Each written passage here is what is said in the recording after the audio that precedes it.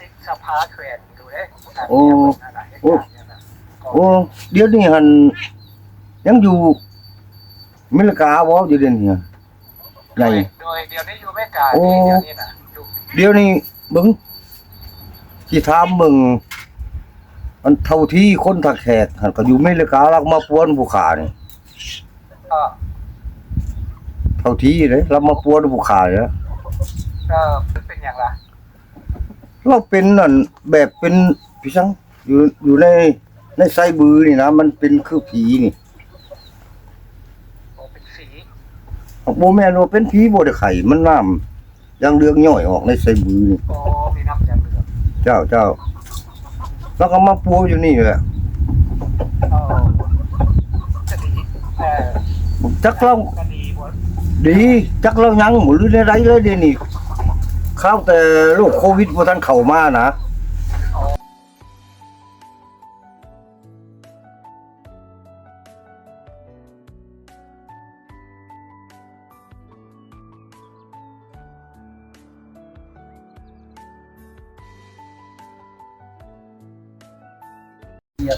โดยสบายดีสวัสดีเด้อพ่อแม่พี่น้อง FC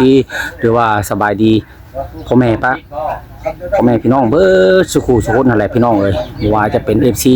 ทางภายในหรือว่าต่างประเทศเนาะก็ยินดีต้อนรับเข้าสู่ช่อง YouTube บ่าวกับไผคือเก่าเด้อมื้อนี้ทักทายสบายดีกับบ่าวกับไผกับมาหาทางพี่แหละพี่น้องเอ้ยบ้านศรีวิไลมื้อนี้มาหาทางพ่อเฒ่าโคตรเพิ่นเนาะทางบ่าวกับไผก็บ่ได้เคยมาถ่ายทำสัมภาษณ์ทางพ่อเฒ่าเพิ่นจ้าเทื่อพี่น้องเอ้ยมื้อนี้ก็ถือว่าครั้งแรกที่ได้มาเยี่ยมมายามแล้วก็สิได้ถ่ายทำหรือว่าถามชีวิตการเป็นอยู่หรือว่าเรื่องราวต่างๆนานาแหละพี่น้องเอ้ยให้ที่ได้เบิ่งได้ชมเนาะโอเคพี่น้องมาฮอดเจ้าถึงแล้วก็บ่ต้องว่าหลายใหญ่ห้างพี่น้องเอ้ยก่อนจะเข้าไปหาทางประตูฮุดนะกดแชร์กดไลค์ในเด้อพ่อแม่พี่น้องเอ้ยเนาะขอให้บ่าวภัยได้มีกำลังใจได้ถ่ายทำคลิปถ้าว่าผิดพลาดประการใดก็ต้องกราบขอโทษขออภัยนำพ่อแม่พี่น้อง FC เบิดสุขุสุขคนนั่นแหละพี่น้องเอ้ยไปพี่น้องบ่ต้องว่าหลายใหญ่ห้างไปโอ้ไปล้มน้ำพอถาฮุดพร้อมๆกันกับบ่าวกับภัยเลยพี่น้อง เมียเขาก็เป็นสมาชิกสภาแขวนดูเด้ โอ้เดี๋ยวนี้หันยังอยู่อเมริกาบ่อยู่เดี๋ยวนี้ใหญ่ โดยเดี๋ยวนี้อยู่อเมริกาเดี๋ยวนี้น่ะ เดี๋ยวนี้เบิ่ง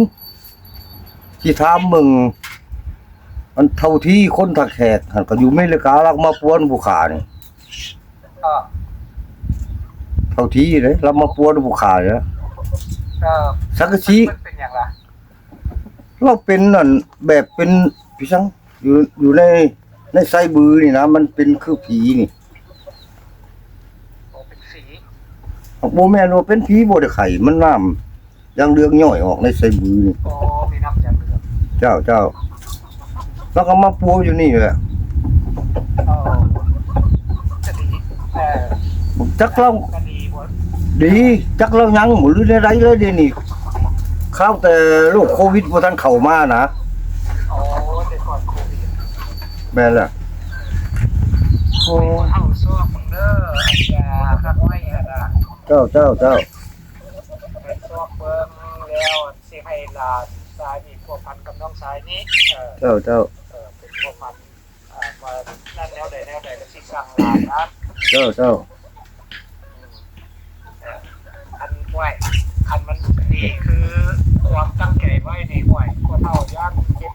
น้ำบ่ทันบ่แล้ว เห็นน้ำหมดทัน แม่นแล้วแต่ว่าพวกนี้หัน เก็บน้ำบ่ทัน ประสบอันนี้หันเรื่องที่ว่าอันเป็นโรคกระดงตัวนี้ มันจะกลายเป็นอันอัมพาตได้มันจะเป็นรอยได้มันจะเป็นเกี่ยวแก่เป็นรอยเป็นจังเขาก็หลายคนแล้วมาเอาไปกินแล้วนุ่งพลานไส้อยู่เนื้อผูกก็กินได้เอามาเอามาซื้อน้องพ่อเราลังเรื่องเขาดังสิอยู่ลูกโอ้ยเด็กคำมันขึ้นบ่น่ะ เจ้าโอ้ถึกแล้วเขาว่าจะถึกแล้วถึกกินทางไม้ตัวนี้ถึก โอ้ อันถึงตัวนี้หันทางไม้ต้นผู้ขาสิหานี่เด้อต้มกินแล้วเฮาตักออกจอกหนึงแล้วเฮาเชอะเจ้ามันพูดออกข้างนั้น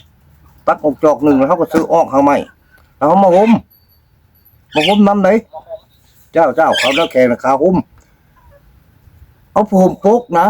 เอาผมปกขาเขาอยู่ทึ่งนี่ มันอายขึ้น เจ้าปกมดปกหมอให้มันหุ้มขึ้นเอาจนเสือเขาย่อยมาเฮาชูมใหม่ฮะมาเฮาชูมใหม่เขาก็ทอกสิ้นน้ำตัวนั้นแล้วมัดกระวอนใส่ยันขี้เดียดเสือเขาเองดอก เออ หลายคนแล้วเศร้า คำว่า ทั้งกินทั้งหอมว่าสั้นๆนี่ เจ้าทั้งกินทั้งหุ้มหักความคล้ำเพื่อนนั้นบ่ได้ยากดอกคล้ำมาบ่ให้กินมกนะมกใส่ใบตองมกใส่ใบตองมกหนึ่งยาใส่ใบตองนี่บ่ให้กินเป็นเด็ดขาด ชื่อว่ามกเนาะพ่อ ชื่อว่ามกบ่ให้กิน อ๋อ ชื่อว่ามกไว้กิน เจ้า สบายเนาะอาหารอยู่เองบ่มีมก คำกินมกนะคำว่าเฮาเช้าหามือ6มื้อและทดลองเบิ่งหางไม้เฮาบ่ทันทิ่มนะไปทดลองเบิ่งแล้วก็เอามากินลองเบิ่งก็คืนไหนเฮาเช้า3-4มื้อเฮามาทดลองเบิ่งสินั่นน่ะลิบ่อ่ะก็คืนก็บ่แห้งต้มกินแล้วก็เช้าต้มกินต้มห่มอ่ะนะ สัญญาณพอย คันเอากันนี้นะครับบอกน้องชายนั้น เจ้า เป็นสิ นี่ได้ยินบ่สัญญาณ น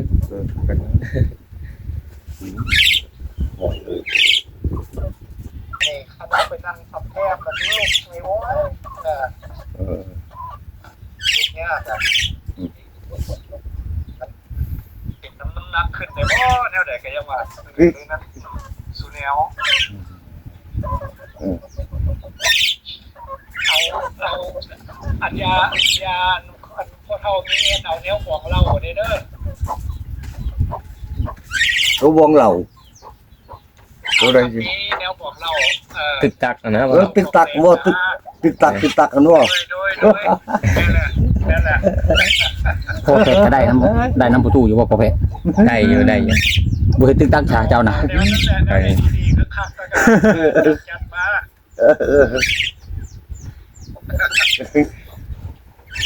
คันหูฉันปัดเปื่อเมื่อยามบ้านแท้หน้าแล้วสิไปหาแล้วเนาะ เจ้า มีบ่ดี มีบ่ดีเสีย แนวมองดาวนี่กำลังตีได้เลยเนาะพ่อเนาะแต่ว่าได้ผล ตัวบอลของเราดีกว่าตัวลูกกอดบ่ ตัวลูกก้อนก็ตัวนี้ก็ต่างหากได้ใน มันคนละสูตรเนาะ มันคนละสูตร มันคนละสูตรคนละสูตรได้บ่แม่นว่าสูตรเดียว เอาจังซี่ซะพ่อเฒ่าให้พ่อเฒ่าจัดอันแนวรองเราไว้แต่ละสูตรไว้ให้เพิ่นพอลองบาทนึงอ่ะนะ เราจักลิตพอประมาณ ให้เขียนพร้อมบ่ให้น้องชายนี่เป็นผู้เขียนเด้อว่าสมมุติว่าตัวนี้ให้ใส่เหล้าจักลิตรเขียนใส่แล้วก็ เอาเรื่องเรานะยังน้ำลายสิได้เนี่ยวันละลิตรเนี่ยบ่ฮอดยังบ่คุ้มค่า ใส่ไว้กินมื้อละก้อนบ่ก็เขียนใส่ แล้ววัดคือการจับตัวนะต้มนั่นอันประดูกมันก็จะเขียนใส่ว่าใส่น้ำอันนี้ใส่น้ำจะเท่าไหร่วิธีใช้แบบไหนก็เขียนใส่เพื่อว่ามันเพื่อล้างเพื่อบอกคือลืมมันก็ลืมก็มีหลายแนว โอ้เพิ่นบ่ได้จดไว้บ่เพิ่นบอกไปหั่น การต้องโตบ่ได้จดดอกมีแต่ว่าเอาจังซี่อันที่ให้น้องชายนี่เป็นผู้ติดต่อบ่เฒ่าหรือว่าติดต่อบ่เฒ่ามันก็บ่มีเฟซบ่มีนั่นเด้เนาะสิโทรมาก็บ่ได้เด้ เจ้า สิให้น้องชายเป็นผู้ติดต่อได้ให้เพิ่นเป็นผู้ให้เพิ่นเป็นผู้ว่าผู้พันกับบ่เฒ่าว่าซั่นซะ เจ้า ว่ามีแล้วบ่มีบ่จังไดแล้ววันนี้สิให้หลานอันผู้พันกับน้องชายนี่ตื่นมีหยังว่าให้ผู้พันกับข้าเจ้าเป็นเท่าใดแล้วจังไดแล้วก็หลานสิเพิ่นสิบอกเองดอกติดต่อมาต้องส่งขึ้นไปเยี่ยมส่งจังไดเท่าใดแล้วใดเพิ่นนั่นดอกเอา จังซั่นเนาะพ่อเฒ่าเนาะ เจ้าเจ้าเจ้าเจ้า อายุมันคนยืนเด้อพ่อเฒ่าก็ได้จักปีแล้วพ่อเฒ่าน่ะ 80ปลาย88 88โอ้ บ่เห็นหูแล้วเดี๋ยวนี้ บ่เห็นนมซ้ำกับวันมีผลน้ำเบาอายุก็สาวๆขาวเดียวกันนั่นมันก็อยู่นี่ เจ้าเจ้า 88โอ้ยอมือแล้วอายุสิบาทนั่นน่ะ เจ้าเจ้า ไปมากินข้าวกินน้ำไปหันมานี่ก็ได้สบายอยู่บ่ ก็บ่ฮอดเลยได้บ่ฮอดแล้วกลับไปเฮือนงานบุญงานแจกนี่ก็บ่ฮอดแล้วบุญผู้ไปเอามาเอาไปหรือบ่ได้ไปกับงานดองก็มีผู้เอาไป คนล้มคนตายก็มีผู้นำเอารถมาเอาหรือไปย่างบ่รอด โอ้ยยานบ่แล้ว ย่างบ่ร บ้า อน ด ไหนล่ะนี่อันบ้านพ่อเฒ่านี่อยู่บ้านไหน ศรีวิไล บ้านศรีวิไล ศรีวิไล เมือง เมืองจำพรแขวงสวรรณเขต โอ้อยู่เมืองจำพร เจ้านี่เด้อทิศหลัก35นี่แหละเหนือหลัก35มาทางสิโนน โอ้นัก35โอเค เจ้า เอาเท่านั้นเด้อพ่อเฒ่าเด้อ เจ้าเจ้าเจ้าเจ้า อันนั้นอันน้องชายนี่ชื่อหยังสิจันหวา โดยแม่นแล้ว แล้วสิให้หลานติดต่อหาเจ้าเด้อ เออ โดยไอ้ เป็นนั้นได้แล้วสิให้ เออตัวนี้ ถัดมาทางนี้โดยสบายดีพ่อเฒ่า สบายดีพ่อเฒ่า โดย พ่อเฒ่าฮดพี่น้องเอ้ยเนาะต่อ ก็คือห้างไม้แบบ คือทางอ้ายเพิ่นอยู่ทางประเทศนอกนี่เพิ่นอยากให้ทางพ่อเฒ่านี่หาให้เนี่ยพ่อเฒ่าก็สิพอหาให้เพิ่นได้อยู่บ่พ่อเฒ่า เอาไม่ชูอันวงเหล่าวงนี่พอได้อยู่ผู้ขาไปเองบ่ได้ก็แม่นให้ลูกนะครับให้ลูกเอามาให้ตัวบองเหล่านี่ อ๋อสิได้อยู่เนาะพ่อเฒ่าเนาะ สิได้อยู่ตัวนี้ตัวบองเหล่านี่ บองเรา กับอันตุ่มกินตุ่มโหมก็สิได้ตัวนี้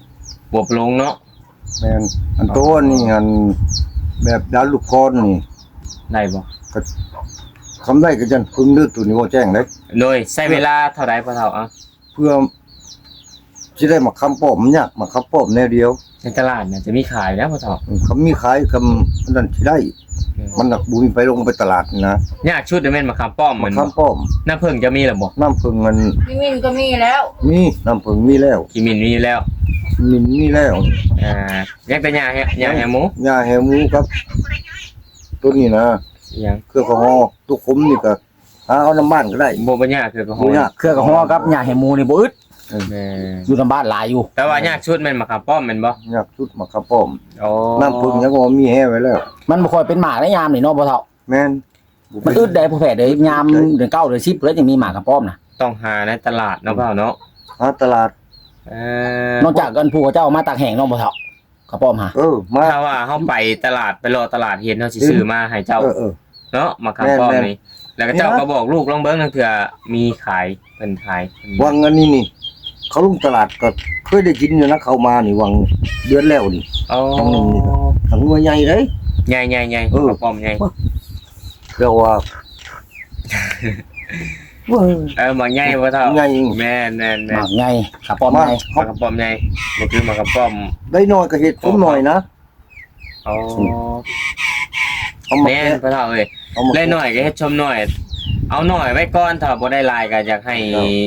เพิ่นไปลองเบิ่งก่อน ถ้ามันเห็นผลหรือว่าสรรพคุณดีแหละก็ยังสั่งเพิ่มอีกนะพ่อเฒ่า แม่น ให้กินเบิ่งก่อนนะแล้วก็กับอันแนวรองเหล่าเด้อพ่อเฒ่า ตัวนี้ได้ตัวนี้ได้ แบบแต่ละสูตรนะ แม่น สูตร มีแต่สูตรบ่แพทย์นะ มี2-3สูตรพุ่นเด้พ่อเฒ่าบอกเส้นเครือให้กับอันข้าวเจ้านี่สูตรหนึงบ่จะว่านะ สูตรหนึง เส้น ตัวนั้น พวกนุ่มสาวกับขออนุญาตนำต้นข้าวเสียกเครือข้าวเสียกนี่ก็สูตรหนึงแม่นบ่ สูตรหนึง อันเพิ่นเอาไปให้แบ่กินนั่นบ่ใบมันน่ะ แม่ ไม่นั่นล่ะวะ แม่ โอ้หลายอยู่ต้นนี่เนาะ อันนี้แหละให้พ่อเฒ่านี่เอามาแต่ละอย่างมาแล้วให้พ่อเฒ่าใส่ถุงไว้ เจ้า แล้วแพ็คใส่ถุง ตัว ไว้ นั้น ฟัง ย้อยให้นี่ก็ อืม สำหรับว่าธาตุลมซื่อๆแต่ทุกธาตุขึ้น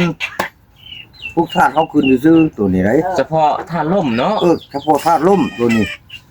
สุขภาพเฮาอันโอ้ใกล้ๆเสียมะเขือบ่เผาดอกเขาบ่คันนะ โน ก่อนตลอดแต่เล็กเนาะ ทุกคืนคือได้นี่ได้ ซื่อ บ่แม่นว่าสิกำลังวังซา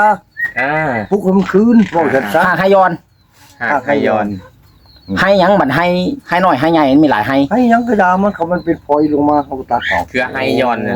ว่าไง หลายอยู่ดอก สิว่าให้บ่อึดจังได๋น่ะ หลาย ต้ม เอามาบ่เบิดมื้อหนึงเนาะ คือผู้การมันไปแซกบ่ฮอดแล้ว แม่นๆเฮาเข้าใจอยู่พ่อเฒ่า มีหยังแน่พ่อเฒ่าบัดนี้มีหยังแน่อันมาผสม มาสมมีข้าวเจ้าเม็ดข้าวเจ้า ข้าวเจ้าแดงข้าวเจ้า ข้าวเจ้าแดงแต่พ่อแม่เฮาพุ่น พระ ละ เจ้าแดงเท่า ข้าว นั้น เจ้าแดงพี่น้อง มี เอ้ นิ ย ดหน่อยนะ 7เม็ด 7เม็ด 7เม็ดมาตุ่ม เท่านั้นเนาะ เท่านั้นตัวนึง ปลูกท่าล่มตัวนี้ฮะ พุกธาตุ ผู้ที่ว่าท่าล่ม แล้ว ผู้ เฮา ที่อ่อน สิบอกรายละเอียด เนาะ น้ำเจ้า ให้เจ้าหามาได้เบิดแล้วให้เจ้าตากแดดบ่หรือว่าจะได้ให้เจ้าใส่ถุงไว้เด้อ บ่ตากแดดบ่ได้เด้ บ่ได้บ่ มันสิมู่ อาจารย์ล่ะเจ้า ถ้าพ้นมือใดพ้นตกเขาก็กู้เขา มันแดดที่เขาตากมือแล้วนี่มันแห้ง มันแห้งคักแน่เฮาก็ใส่ถุงมันใส่ถุง โดย มันจุ๊บใส่ถุงไว้ แม่นล่ะพ่อเฒ่าไอ้เจ้ามาใส่ถุงไว้แหละเฉพาะถุงนี่ลองเหล้าจักดิษนั่นแหละจักมื้อกินแบบนี้นะ แล้วบัตรเจ้าเนาะใส่ถุงไว้แล้วแล้วเฮาสิเขียนจดไว้ดอกถ้าเจ้าบ่ได้จดก็ได้ ไปฟ้าลอยมัดนี่ดองเหล่าลิตรหนึ่งฟาดหมูมาหลายกูซื้อยาดองเหล่ามายินเดี๋ยวกันกินมึดเมาเปรี้ยวเป๊ะมันก็บ่มีผล ก็กินเมาบ่ได้บ่ครับ มันบ่มีผลเลย บ่มี ต้อง ผล กินแบบได้บ่เฒ่าเช้าแรงบ่ มื้อเช้าจอกใหญ่ยังมื้อเช้าจอกน้อยมื้อแลงจอกน้อย ประมาณข้อมือเนาะพ่อเนาะ เจ้า กินนี่ เขากินเป็นยาเด้ กินก่อนเข้าบ่ได้หลังเข้า ก่อนเขาก็ได้ ล้างเข่าก็ได้ ล้าง แม่น เข่า บ่ ได้แอบกิน นั่น เช้าแรงเนาะ คอยไปอยู่เบื้องโซน ดีแท้อยากให้กินล้างอาหาร ไปอยู่เบื้อง เนาะ โซนนี่พวกนังก็ว่า จังบ่แพ้กระเพาะเนาะ จังบ่แพ้กระเพาะ เอาไม่กำลังมากินเลยนะเอาไปหรือก็บ่ร้ายหรอกใส่ขวด เราไม่ไปดิกินเลยคนนั้นมากินเลยออกมานี่ออกมาเอาคนบอกมือนะมันก็ออกลูกทำไม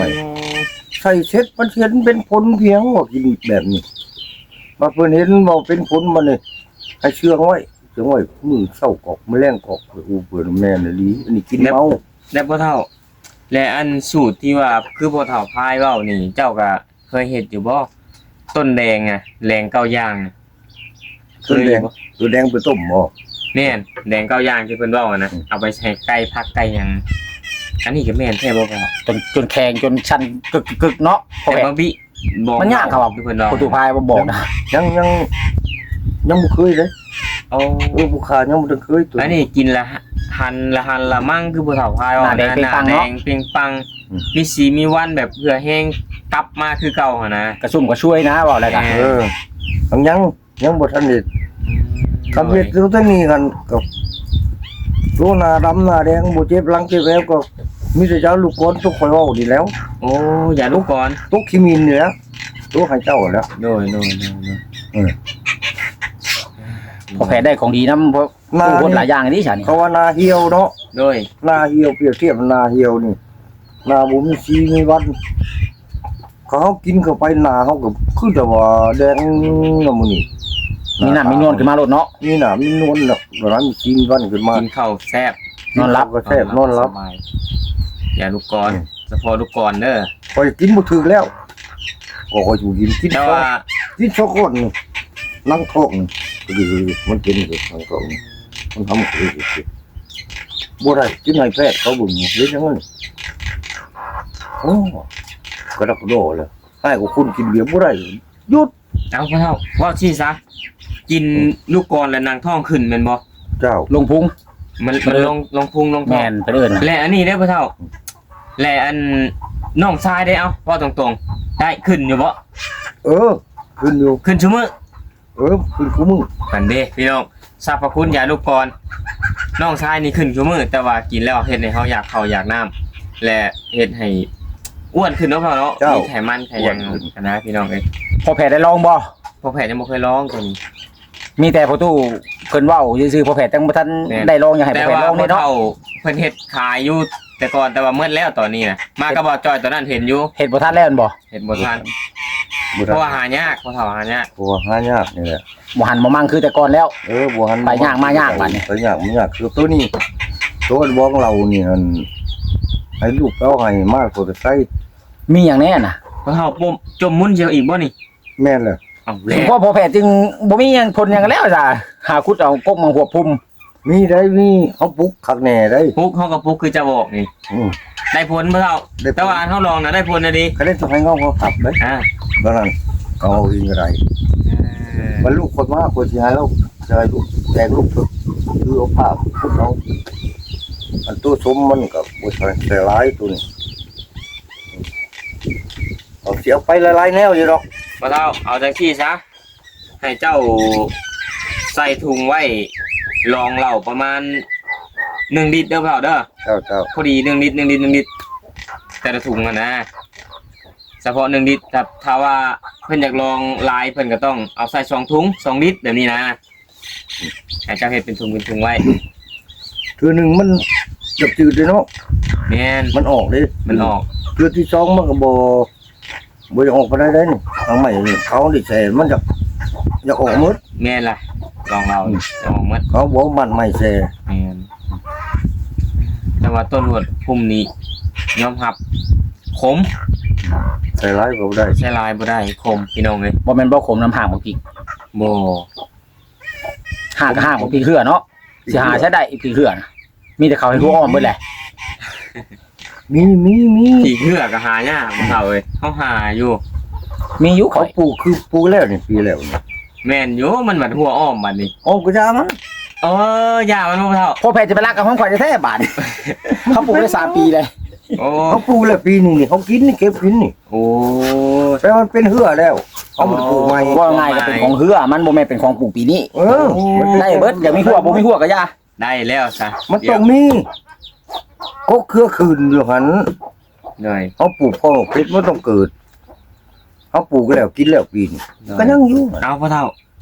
และอันเวลาปลุกก็คือเก่าแล้วคือจะบอกเฮานี่บ่ แม่น เอา บอกแบบ ได้ ได้นะ สูตรแล้วพี่น้องเอ้ย บอกแบบได้นะบอกปันกันแบ่งบอกกันบ่ได้บ่นะ โอ้ อย่าฮู้คือกันได้นี่ เอาไปก็อย่าฮู้เอาแล้วจังถามพ่อเฒ่าแล้วพ่อเนาะสูตรเวลาปลุกยาอยากให้มันขังอยากให้มันนั่นเห็นนิดเห็นเด่นเอาง่ายๆซะ อยากให้มันได้ผล อยากให้ได้ผลแต่ว่าพอแพทย์เอามาลองเหล่าลองเบิ่งพี่น้องประมาณลิตรนึงนี่แหละลองนะ หมู่ละกินบ่จ้อย คักพี่น้องเลย ถือว่าคักอยู่ว่าง่ายๆซะแบบว่ามันต่างในกระโตเฮานี่นะอยู่โป้เลย ต่างแบบได้บ่แพทย์อ่อนตลอกแต่แรกบ่ แม้ว่า คือว่าแบบได้นะ พอแพทย์ อธิบายให้เพิ่นฟังได้ต่างแบบได้มันต่างนะ ต่างแบบว่ามันกลัวเก่าอะนะพี่น้อง รู้สึกว่ามันมีเหือมีแห้งขึ้น แม่นมีเหือมีแห้งแบบว่าเฮ็ดเวียกเฮ็ดงานกับบ่เมื่อยอะนะแบบว่า จิตใจห่าวหันขึ้นกว่าเก่า เอาหันว่าง่ายๆซะบ่เว้าแปลนปานใด แม่นเดี๋ยวมันสิคนสิพูดหลาย โอ้เป็นพูดเนาะ แม่น เป็นหลาย บังไว้แน่ ผู้นั้นผู้นี้ฮู้จักแล้ว แต่ว่าอยากรู้อยากจักว่าสรรพคุณดีหรือบ่ดีกะสั่งพ่อเฒ่าโหดได้พี่น้องเอาไปลองเบิ่งราคากับบ่ได้แพงคือของ ของผู้ใด ของพ่อเฒ่าจานก้อนดอกพี่น้องเลยเนาะราคาพอฟังอยู่ ของสาวจังก้อนแพงอะดีบ่น่ะ แม่นกะของเรานี่กะของยาดีแล้วเราอะเนาะกับขวดละล้านพุ่นแล้วขวด M100 2ล้านพุ่นแล้วว่ากับข่อย 2ล้านบ่ แม่น อันนี้แพงเนาะพี่น้องกะ เขาว่า คนบ่มีเงินคือเฮานี่ ว่า ก็ จะต้อง ยากสิได้กินเอา เขาเอาคือข้าวก้อนเอาไว้ประกวดละล้าน2ล้านมันก็สิรวยบาทเดียวเลยโอ้จะซะ โอ้ คันได้ผล มันก็สิรวยแท้เนาะพ่อเฒ่า ครับ คันว่าบ่ได้ผล อันนี้ นี่ บ่แม่น มันก็สิบ่รวยเลย บ่แม่นว่าซุปเปอร์คาร์นี่บ่แม่นว่าหวังร่ำหวังรวยหรอก อันนี้ สุดแล้ว โดย ใจชุดแล้วแต่ใจเจตนาจากหมู่จากท่านไหนไหน บ่ได้บักได้แบนคือพ่อเฒ่าก้อนเนาะ บ่ เฒ่าก้อนนี่ว้าวโดได้ บ่ได้มักได้แบน เอาอันนั้ โอ้ น จักได้สำนั้นและสำนี้แล้วบ่เว้าอีกบ่เว้าได้ เลยนั่นยาเราชุดแล้วแต่เราเนาะเราขายยาเรา เราขายยา แล้วแต่เราเขากับสมุดพี่น้องเลย อันนี้เขาก็บ่ เรื่อง ได้ ส ขาย มุนไพรน้ำป่าน้ำบ้านเฮานี่พวกแพทย์ก็เริ่มชวนใจเลยพี่น้อง ติดตามเพจเบาทาบอนแล้วก็อีสานบ่เจ้าเพิ่นสิแนะนำ สูตรนั้นสูตรนี้พอแผนก็ติดตามแล้วก็ไปทำตามเลยพี่น้องเลยแล้วไปคุดไปหาสรรพคุณแบบว่าเป็นหากไม้ที่ว่าเพิ่นกล่าวมานะพี่น้องเฮาก็เอาไปแล้วก็เอามาตากแดดหรือว่าสรรพคุณหรือว่ามาต้มดีนั่นดีนี่พอแผนก็มาลองหลายอยู่พี่น้องเลยเนาะ เพราะว่าต่อไปพ่อแพทย์อยากเป็นหมอหักไม้ บ่แม่นแต่ว่าเฮามากินบำรุงร่างกายเฮานี่แหละ อันกับอันนี้เด้อ โดย พวก